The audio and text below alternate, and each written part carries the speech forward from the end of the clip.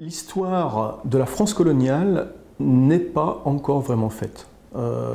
C'est-à-dire que la France s'est retirée de ses colonies de façon très violente et finalement, après 62, on ne voulait plus rien savoir de tout ça, comme si la France avait toujours été l'Hexagone, point.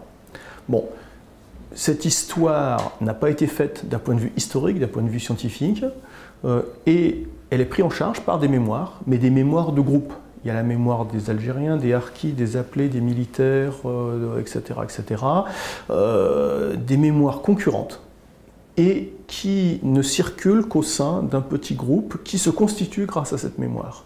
Et ces mémoires sont dangereuses puisqu'elles mènent à l'affrontement. Ce sont des mémoires victimaires, toutes, et elles mènent au ressentiment et à l'affrontement. Et il faut transformer tout ça en une véritable histoire. Ce livre est un appel à la pensée, à la recherche, au récit, à l'écriture, etc. Pour que, enfin, une histoire de France complète et élargie soit constituée. C'est-à-dire que cette histoire coloniale fait partie de notre histoire. C'est une évidence, et le nier ne mène qu'à la violence.